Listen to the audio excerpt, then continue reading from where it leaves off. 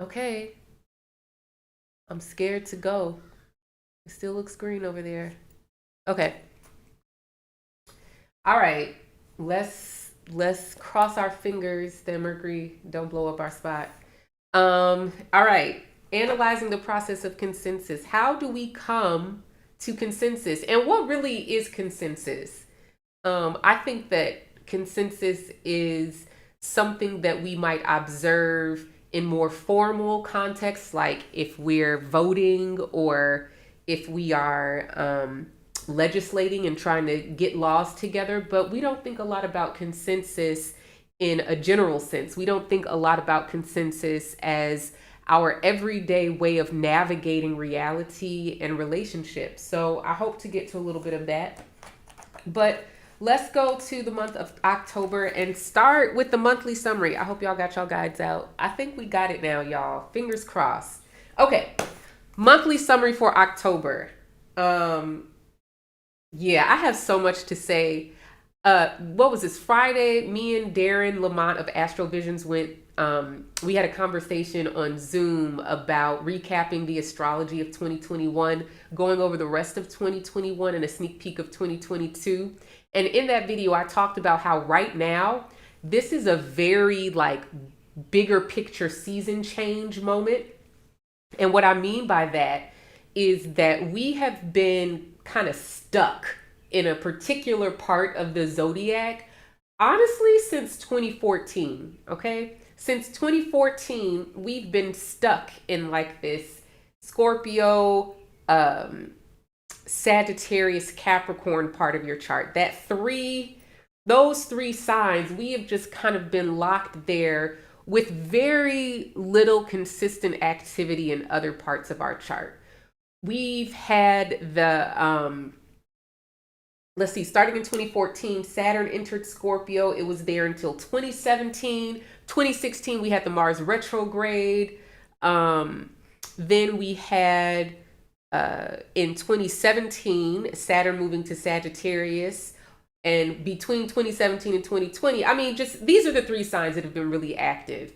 And at this moment, there's nothing in Sagittarius. We still have eclipses in Scorpio. We still have Saturn and Jupiter in Capricorn. But this moment right now is huge. Two signs that we really have not gotten a good, juicy taste of is Virgo. We ain't had no Virgo. We had Jupiter in Virgo. What was that? 2016, 2017. And that was just like a little smidget of a taste. But really, if you think about it, Virgo's a sign of calculating. 2017, 2018, this was all the aftermath of the 2016 election and counting and all of this stuff. So this moment, the signs Virgo, Pisces, Sidereal, Aquarius, and Aries. Let me say this again. Pisces, Aquarius, and Aries, or Aquarius, Pisces, and Aries. That's how you say it in order. Those three signs and Virgo are really, I mean, you could add Libra too. So really just shifting ahead. So think about those houses of your chart. What are the house topics for your Pisces, Aries, Aquarius houses? That's the area of your life that we've gotten a taste of activity in. But it's really about to come into focus in 2022. And this moment right now is giving us our preview, our prelude of 2022. Let's come back to the guide here so I can get myself in order. I'm all frazzled and framboozled because the tech stuff, but I'm not gonna let Mercury get me down. Okay? Let's read this summary. Stories are better than facts. That's what we learned throughout Saturn's and then Jupiter's transit through Sagittarius 2017 to 2020. Facts and statistics are no match for conviction and the shared identities that those convictions create. Events during that time, so again, that time is referring to 2017 to 2020, forced us to acknowledge that beliefs and assumptions that determined let me reread this. Events during that time forced us to acknowledge the beliefs and assumptions that determined what data we collected and the way we collected it. Who decides which questions we ask? Who has the authority to answer? Whose judgment do we ultimately trust? This is the big deal. We are in a moment in time. Let me stop. Let me finish reading, and I'm going to come back to that. Here comes the second conjunction of Mercury and Mars in Virgo during this last Mercury retrograde of the year. Mars is change, it is resistance, friction, severance, conflict, courage, audacity, work, and movement. Mercury cranks up the volume, amplifying the sounds of all it comes into contact with. What does this mean in Virgo? What does the Mercury-Mars conjunction mean in Virgo? How do you know what you know is the fundamental question of mutable signs.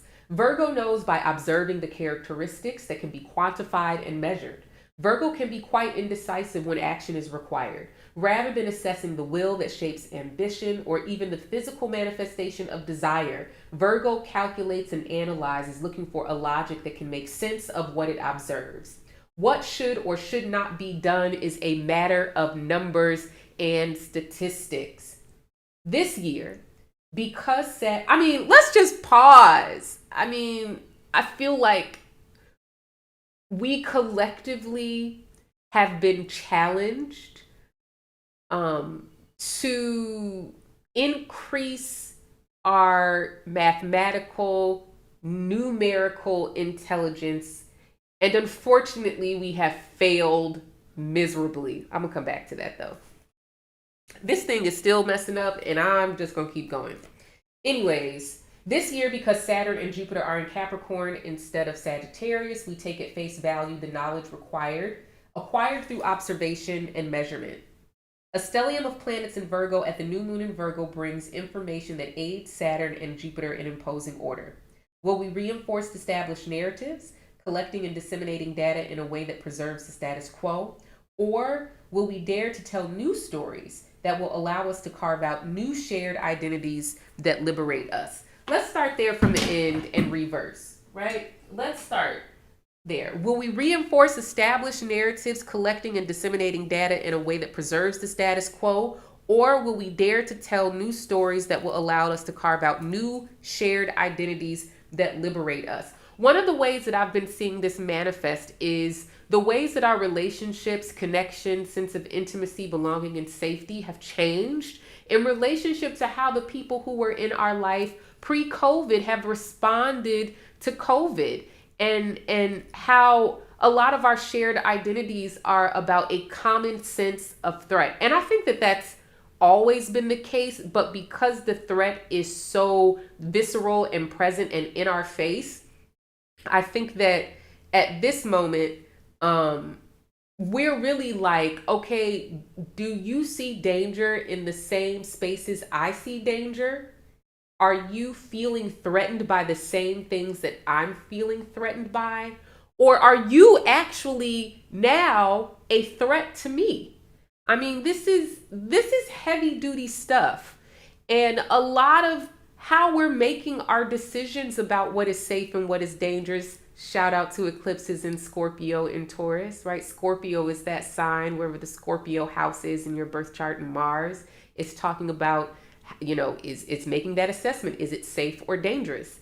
And so our different ways that we assess who and what is safe and who is what is dangerous is really becoming a defining factor in who we spend time with, who we feel close with, who we feel safe with. And it all comes down to we are interpreting the evidence differently. And the evidence may mean something different for you based on your circumstances, right? Let's go back to the top here. Stories are better than facts. I've said this in a lot of different contexts over the past few years, but I think it has,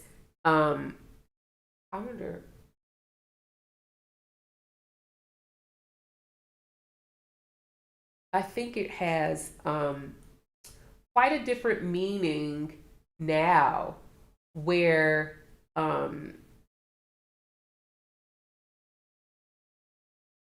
there is a portion of the population who really believes in human intelligence and really believes that humans are rational creatures. and that given enough information, given accurate data fed to them in a way that they can understand, this will inform humans' choices, and they will make reasonable and rational decisions because they've read or they've learned or they've heard the right thing. COVID has made it clear that stories are way better than facts. That what I believe about the way that the world works, it's going to take something supernatural for me to abandon my belief system in the face of data or information. What do you do with that? What do you do with the reality that there is not enough factual data to convince people to make choices that are in the best interest of their own safety and survival, as well as anyone that they come into contact with, right? So stories are better than facts. I want to say, if you've been following me for a while, then you'll recognize this. But in 2019, I talked a lot about Mutable Madness 2019, Mutable Madness. And Mutable Madness 2018, oh man, we had these stelliums and mutable signs while Saturn was in Sagittarius, then Jupiter came, and we had eclipses. And Mutable Madness was just like this constant barrage of information and shifting experiences that was challenging you to incorporate it and integrate it into your sense of what the heck is going on.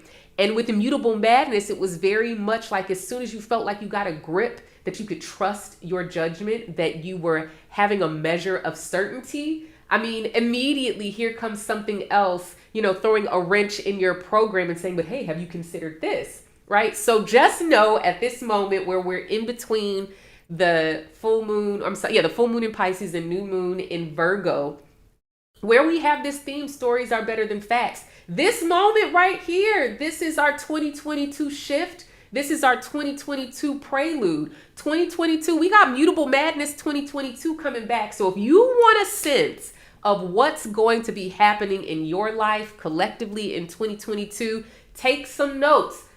Going back to the full moon in Pisces, which was September 20th, all the way, I would say, through the new moon in Libra, which is November 2nd. That chunk of time is really our transition into next year, because those are the houses in your birth chart that are going to be in focus. Those are the signs in your birth chart that are going to be in focus. We've got eclipses coming to Aries and Libra, spring 2022. We got Jupiter and Mars conjoining in Pisces, spring 2022. We got Saturn coming to Aquarius, spring 2022. All my Saturn and Sidereal Aquarius babies, y'all, Saturn return is coming.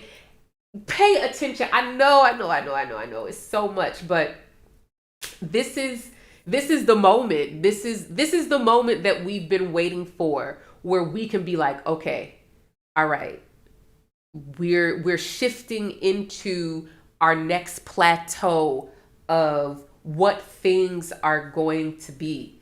And all of that to say that mutable signs coming back, baby. We haven't had mutable signs this year. This year was focused on cardinal and fixed signs, Capricorn and Scorpio and Leo, right? We've been focused on fixed signs last year and this year for the most part. And coming in 2022, we still got a little bit of lingering fixed sign stuff, but mutable is coming back with the vengeance, and this time it's in the other part of the zodiac. So I want you to pull up your sidereal birth chart. You can go to thepeoplesoracle.com, and then you should click sidereal birth chart. Follow the instructions there. It's going to take you to astro.com, which I think is the most accurate website for calculating birth charts. Follow the step-by-step instructions that I've provided, and I need you to find Virgo. I need you to find Pisces. I need you to find Aries. What are those houses?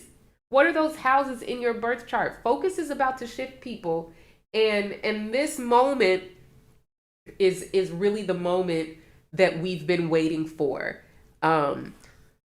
We've got questions here in the 2021 Sidereal Astrology Guide. You can see I've already started to fill mine out.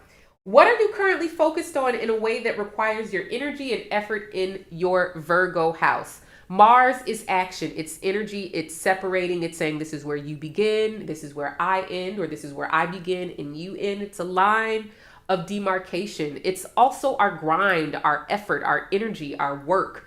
You know, what are we putting the force of our energy and will behind? And in Virgo, this is done with a lot of meticulousness and precision. So this is less about what am I capable of and more about what's the most precise way. And this is important. Virgo is not perfection.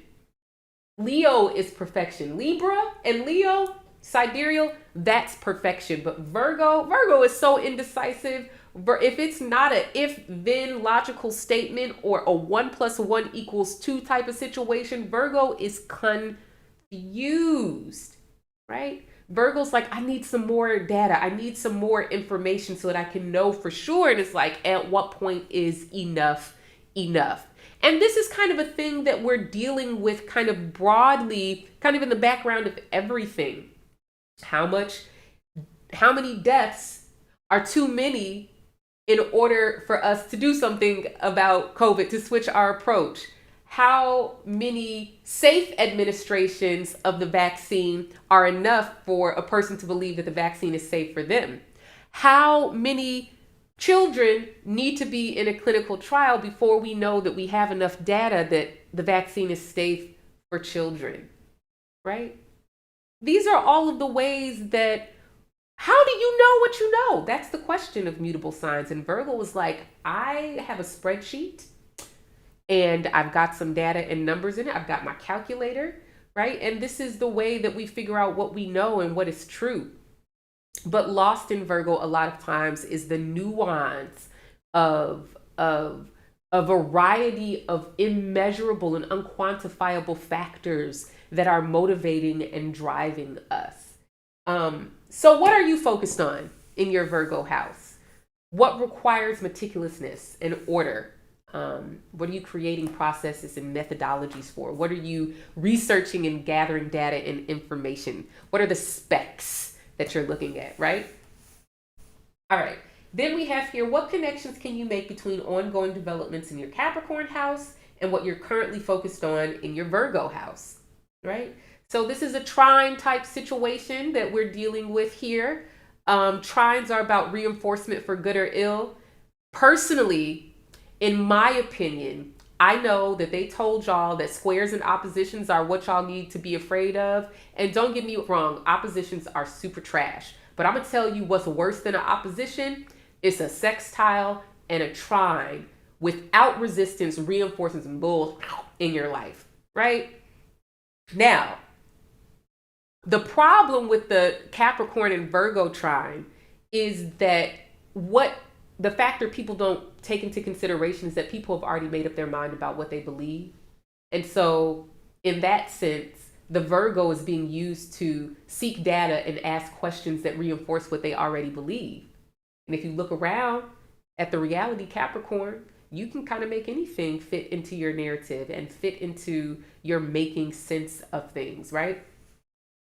But on a positive side, I think that Virgo allows us to really measure the conclusions and assumptions we've made based on the data against reality, if we're using that with integrity and proactively, which that's a personal choice, allegedly. How are you developing the skills of organization, categorization, methodicalness, and meticulousness in your life? And where do you find you need them the most? Oh man, my Pisces babies that love to move real intuitively. My Cancer folks who are constantly putting out fires everywhere because they had a feeling. Who else? Who else is going to struggle with this Virgo energy? Gemini. I know you be all over the place, friend.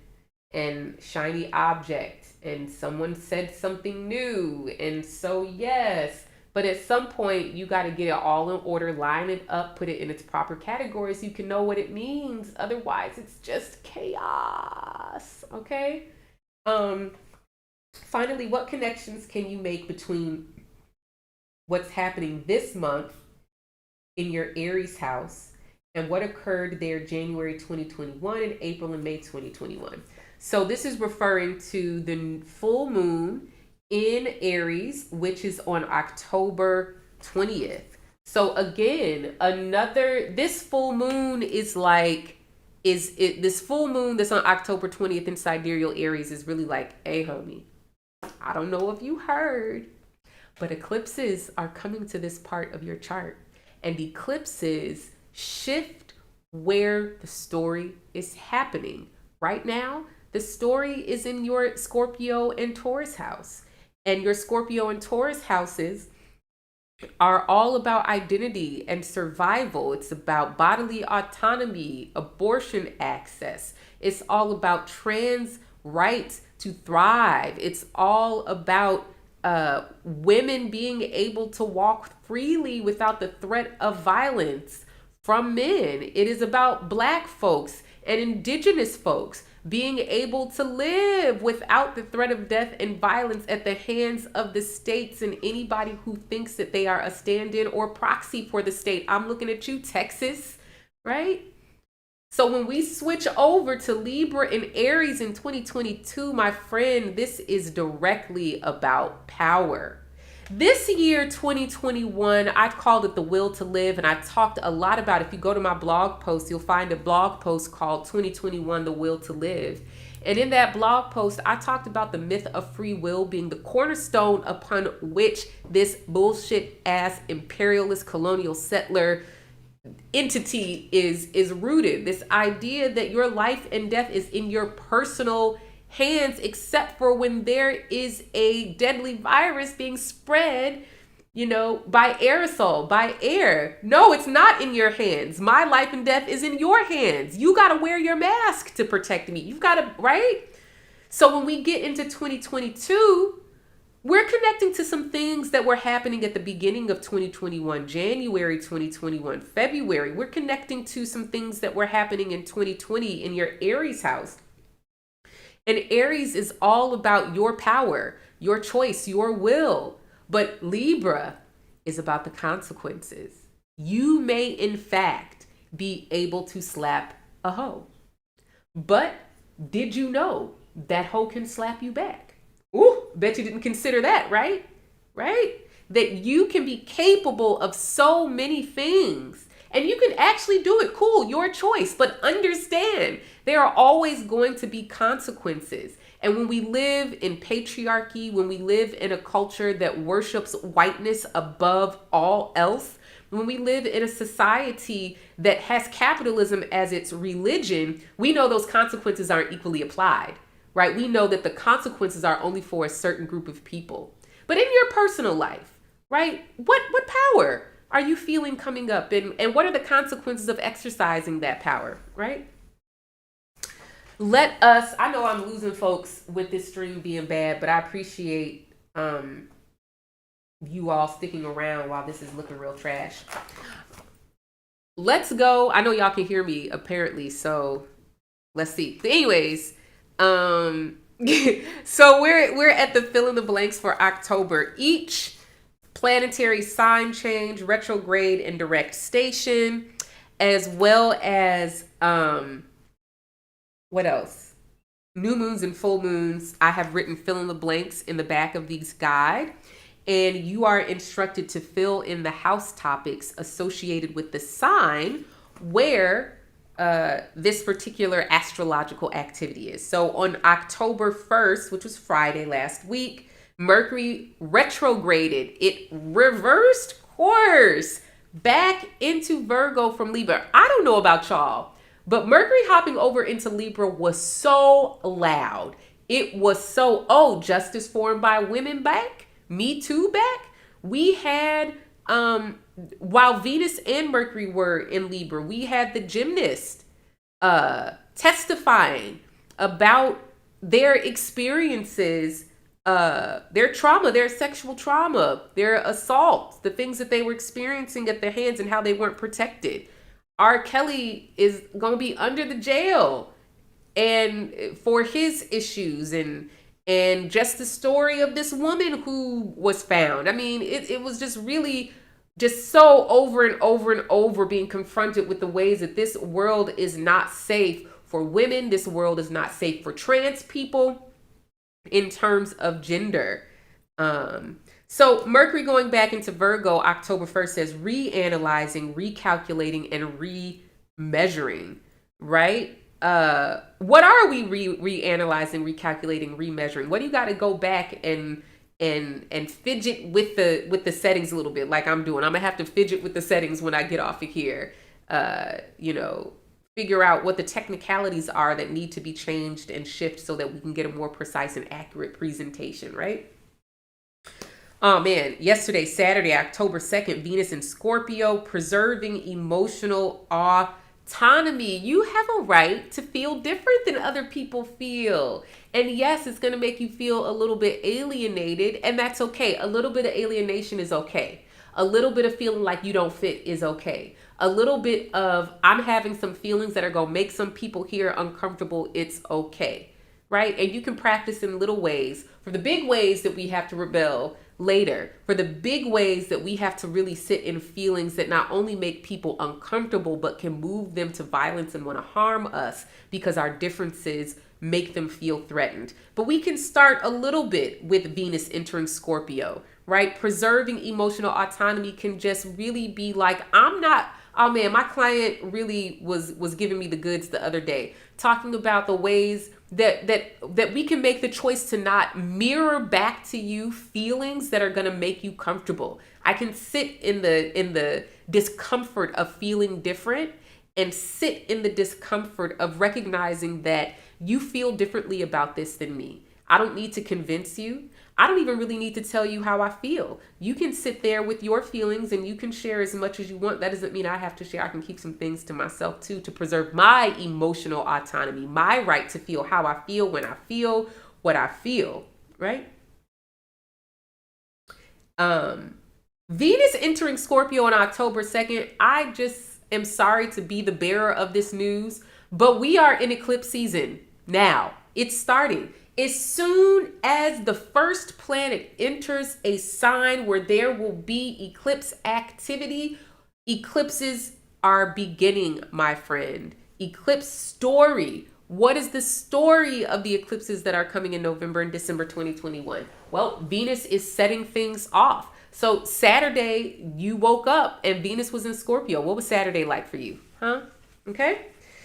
October 6th, that's this week, we've got a new moon in Virgo, which I mentioned is a stellium in Virgo. A stellium is just a group of 3 or more planets in one sign, which is going to mean it's occupying a singular house in your birth chart.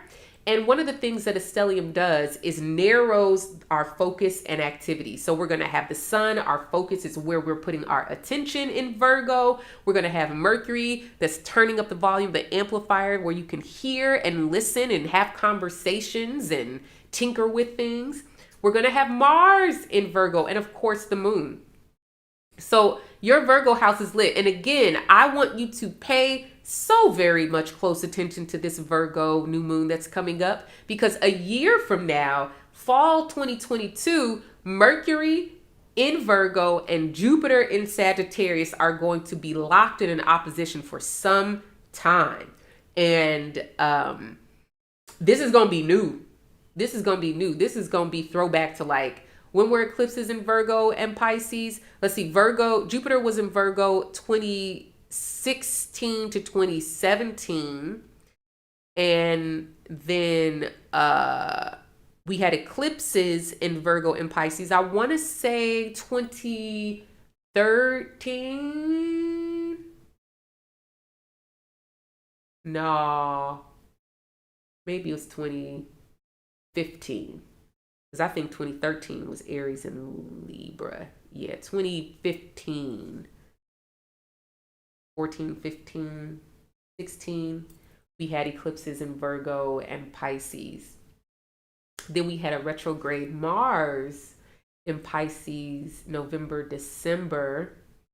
So we've had some activity there, but it's been so much going on elsewhere in your chart that I'm certain you weren't really paying attention to it, but that's okay. You can pay attention to it right now, because right now is giving the goods.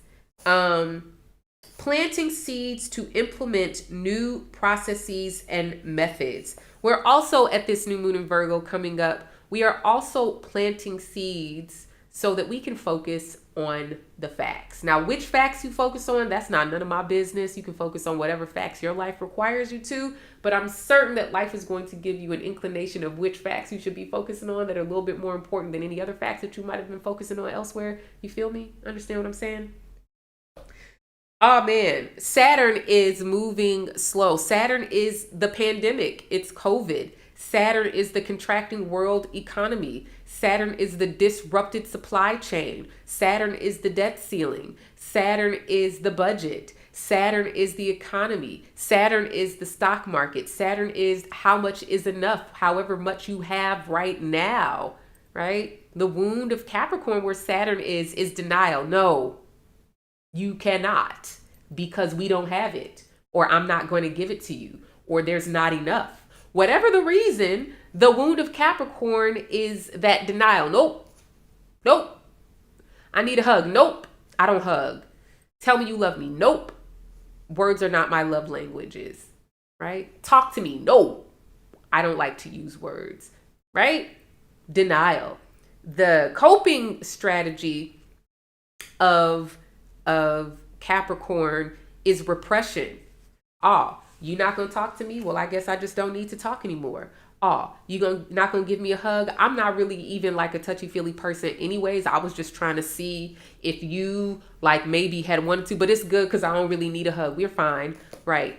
I'm hungry. Ain't no food? That's okay. I'ma just fast and yeah, right? Repression is the way that we internalize the denial that we've experienced and we turn it in on ourselves. And you know what else we do? We look at other people and say, I don't know why you need so much love. I don't know why you need so much comfort. I don't know why you need so much attention and validation. You shouldn't want anyone's attention and validation. Now, don't go around telling other people what they need or don't need just because your daddy would not call you when he said he would call. And you know that that's not right. And you know that's why you feel that way.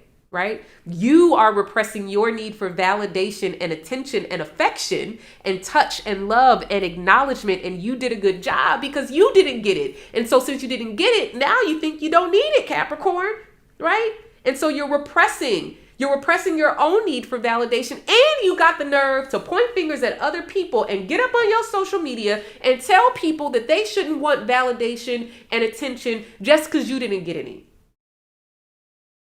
Now, you know that's not right. You know that's not right. Why you got to create a whole belief? Let me stop.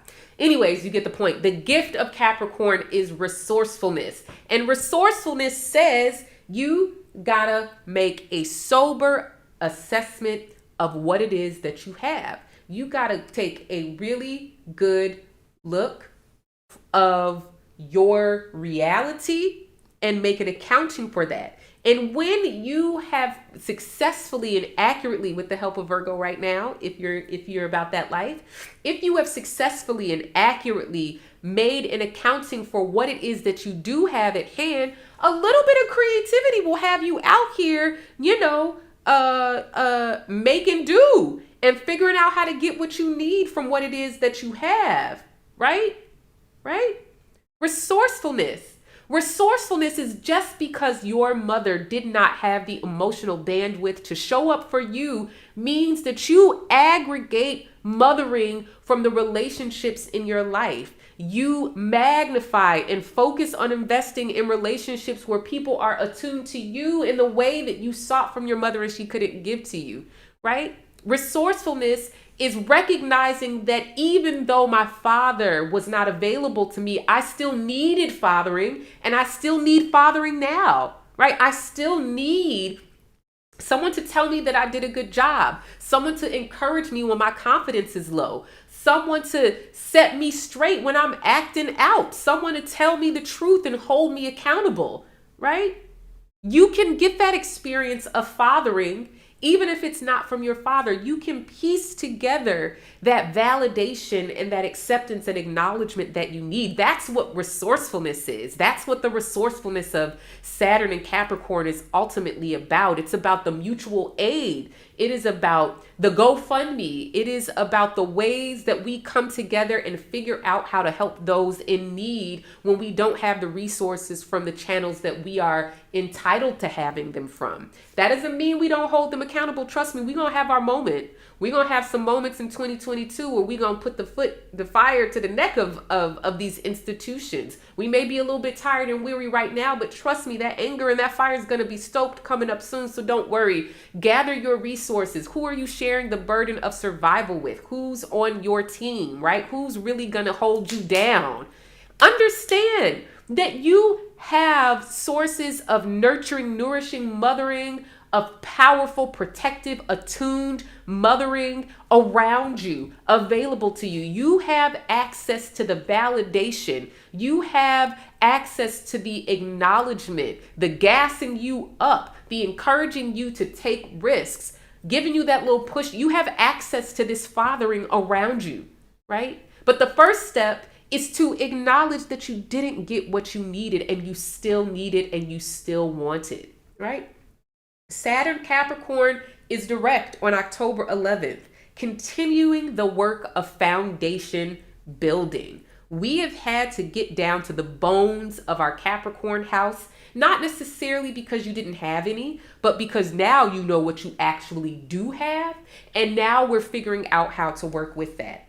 On October 17th, the sun enters Libra. We're focusing on the principle of the matter, right? What's the principle? The principle is, this is not even about my feelings. This is about the fact that, right? That's the principle. The principle is the overarching theme that needs to be preserved in the face of the principle of respect, the principle of kindness, the principle of retaliation. Right? Focusing on the principle means you are focusing on the most essential unifying factor in a particular situation, and it becomes the thing that guides you. Now, there's a way that focusing on the principle can become a problem, right? When you need to take something personal in order to preserve your dignity and your safety, focusing on the principle is a really cute way to say, I'm going to pretend like I don't really have any feelings about this, Libra, because I can't even feel my feelings. That was a self-read. Anyways, focusing on the principle can be a way that we shield ourselves from the discomfort of our own emotions in order to justify someone else's behavior, right? This is a survival strategy for many of us. Then we get to the 18th. That's going to be a busy week, ladies and gentle thems. Jupiter, Cap, and Capricorn stationary direct. Continuing to make sense of the reality of. Jupiter went back into Capricorn on September 14th. And I don't know if you felt that, but I felt that. What did it feel like to you? I know what it felt like to me. To me, it felt like all of a sudden, I couldn't really think about thinking anymore. And all I could do was to really sit in stillness in this reality and absorb it to the best of my ability so that I could really, really, really see clearly what I'm dealing with right now, right? Continuing to make sense of the reality of your Capricorn house. What is your Capricorn house? You've got to know that. And you would know that if you filled out the houses in my birth chart table, your birth chart, not mine, houses in my birth chart table in the 2021 Sidereal Astrology Guide. Capricorn for me is house 2. Yes, it's all about that shmoney. But you know what else the second house is? The second house is also food. It's also feeding yourself. It's nourishing yourself. It's what do you do with the means you have to feed yourself? What do you do with your possessions? How are you taking care of them and handling them, right? Jupiter is going to leave Capricorn on November 20th. So this is a really short-lived kind of moment that we get to wrap up this Jupiter and Capricorn transit before Jupiter goes back into Aquarius on November 20th. Okay. October 18th also has Mercury stationary direct in Virgo, plainly articulating the facts. Just say what it is. Just Write it down. Give me my spreadsheet. What's the abstract say? Just say what it is. I imagine by October 18th, we're going to have some emergency use authorizations for some COVID treatments and prophylactics. We're going to get some news on the clinical trial results for vaccines for children ages 5 to 11. We might even be getting an emergency use authorization application request put into the FDA by Pfizer. We're going to be getting data on a lot of different things. Mercury stationary direct in Virgo on October 18th might also be bringing us some more information about the real origins of COVID. If you have not been paying attention, there has been a lot of data and a lot of breaking stories, previously unknown facts about COVID that have come out since Mercury has been in Virgo, especially since it entered its retrograde shadow last month. And if you haven't been paying attention, it's becoming very clear.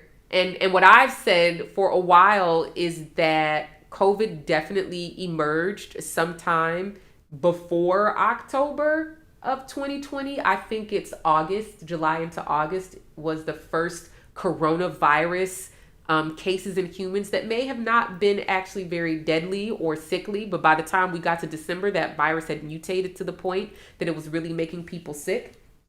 So I think that's also what is going to be coming out at this time. Full moon in Aries in October 20th, seeing clearly the power of, that is hitting me in my shando. It says, seeing clearly the power of consensus. And this can really go either way, my friend. We could be talking about what happens when we all agree to some reality that we know ain't even real, but also what happens when we garner our individual power into something collective. We can move and shift some things, my friend. So what are we going to be moving and shifting? And what are the consensuses that you're focusing on creating in your life? And how is it moving and shifting things for you? Take a look at your Libra house. That's the house that's also in focus this month. It's a lot going on. It's so much going on. I hope you all have some questions, those of you that are here with me live, because it's a lot going on. All right. We got 2 pages of fill in the blanks. All right. Mars in Libra, October 21st, establishing a consensus of goals. Mars in Libra, like, hey, we all going this direction, right? And they're like, no, wait. We need to go this direction. We all gonna go this direction together? Somebody let me know, right? Okay. Then we have, oh, Lord, this too. Okay, let me take a breath. I gotta take one more. And you can take this one with me if you want it. Let me take a breath.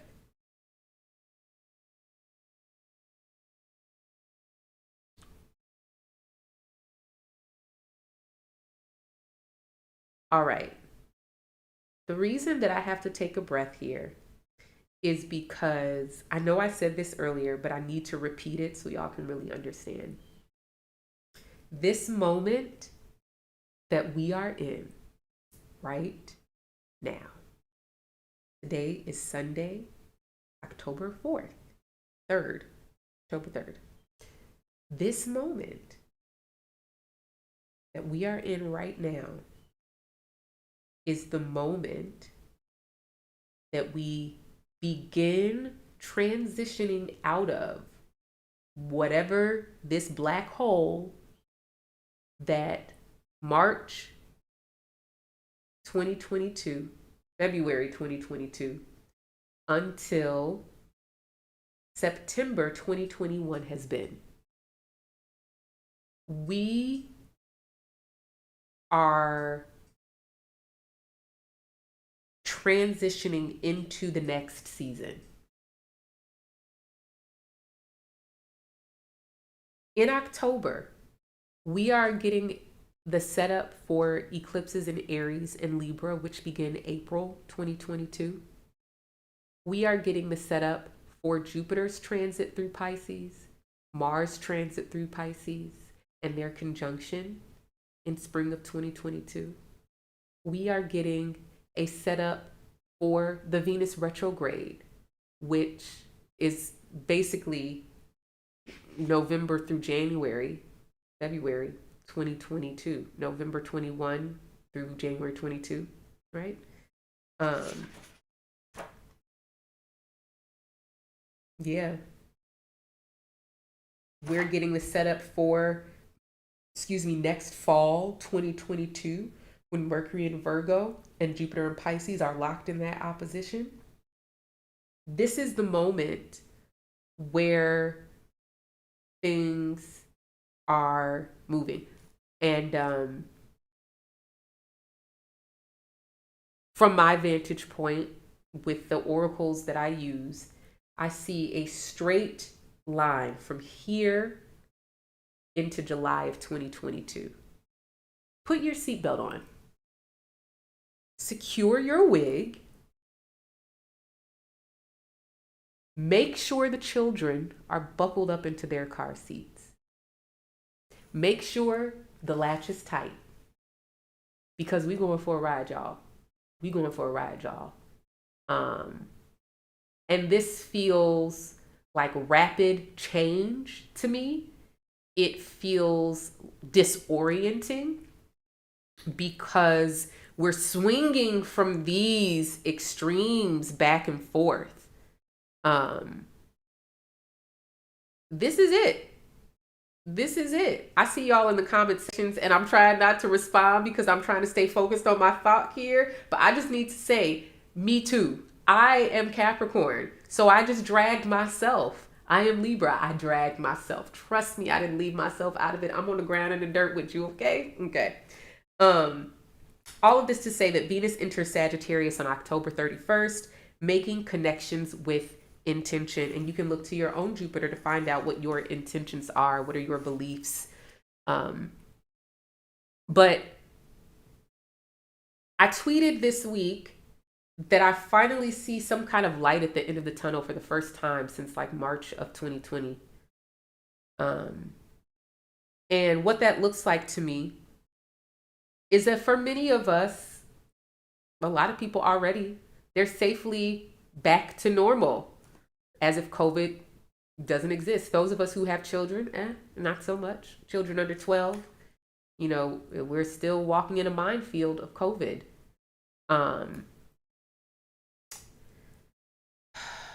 This also looks like our difficulty getting a grip on competing crises is gonna smack us in the face. Climate change, the climate has changed. The climate is changing. And the kind of severe and disastrous weather events that are the hallmark of climate change, they're here. And we've done nothing. We've done nothing. Nothing. Absolutely nothing. It's oil. 13 miles of beach in California right now. Right? But there will be fun, I'm also a practitioner of Bazi, which is what we call Chinese astrology. And that's a system that I use to forecast things as well. And in that system, the element fire represents joy. It also represents anger, but it represents fun and movement and travel and concerts and movies and all of that stuff. And fire is getting reborn in October of 2021. Fire's been asleep. Fire's been struggling to stay lit because COVID keeps canceling everything and making things unsafe. We got a little bit of fire in May and June, right? That's where some of us saw friends and family members for the first time in over a year and was able to have fun and gather safely before the Delta variant came.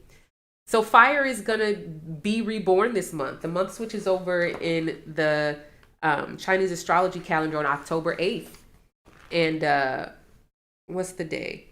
Yeah, by the time we get towards the end of the month, fire is going to be slowly, slowly, slowly, slowly coming back.